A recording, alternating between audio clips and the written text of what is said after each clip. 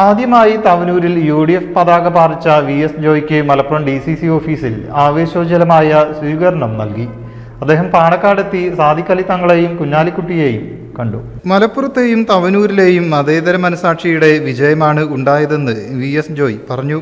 വിജയത്തിന് പിന്നാലെ മുസ്ലിം ലീഗ് സംസ്ഥാന അധ്യക്ഷൻ പാണക്കാട് സാദിഖ് അലി ശിഹാബ് തങ്ങളെ കണ്ട് ജോയ് നന്ദി അറിയിച്ചു. ഐക്യ ജനാധിപത്യ മുന്നണിയെ സംബന്ധിച്ചിടത്തോളം ആവേശകരമായ വിജയമാണ് ഈ തെരഞ്ഞെടുപ്പിൽ നേടാൻ കഴിഞ്ഞത്. മലപ്പുറം ജില്ലയിൽ UDFനെ സംബന്ധിച്ചിടത്തോളം ഏറ്റവും അഭിമാനകരമായ വിജയമാണ്. ഞങ്ങളിത് പ്രതീക്ഷിച്ചതാണ്, ഞങ്ങൾ നേരത്തെ മുൻകൂട്ടി പറഞ്ഞതാണ്. 100-ലധികം സീറ്റുമായി കേരളത്തിൽ UDF അധികാരത്തിൽ വരുമ്പോൾ മലപ്പുറത്ത് 100 മേനി വിജയമുണ്ടാകും. 16 ഞങ്ങൾ വിജയിക്കുമെന്ന് ഞങ്ങൾ പലതവണ ആവർത്തിച്ച് തെരഞ്ഞെടുപ്പിന് മുമ്പ് തന്നെ പറഞ്ഞതാണ്. അത് തന്നെ സംഭവിച്ചിരിക്കുകയാണ്. മലപ്പുറത്ത് UDF 16 സീറ്റിലും വിജയിച്ചിരിക്കുന്നു.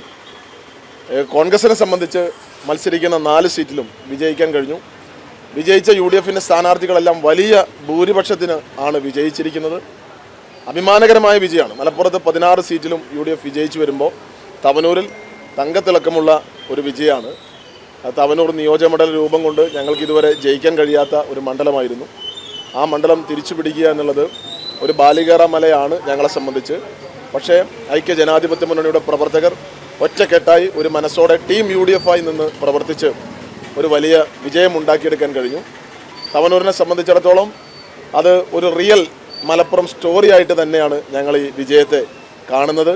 നമ്മുടെ ഈ മലപ്പുറത്തിൻ്റെ മണ്ണിനെ അപമാനിക്കാനും അവഹേളിക്കാനും ഈ മണ്ണിനെ കളങ്കപ്പെടുത്താനും ഒക്കെ വ്യാജ പ്രചരണങ്ങളും വ്യാജ കഥകളും ഒക്കെ മെനയുന്ന പല ആളുകളും ദേശീയ തലത്തിലും സംസ്ഥാന തലത്തിലുമൊക്കെ ഉണ്ട്. അതിന് വേണ്ടുന്ന വെള്ളവും വളവും നൽകുന്ന കേരളത്തിൻ്റെ ഇപ്പോഴത്തെ മുഖ്യമന്ത്രി ഉൾപ്പെടെയുള്ള ആളുകൾക്കെതിരെയുള്ള മറുപടിയാണ്. News bureau, Malappuram.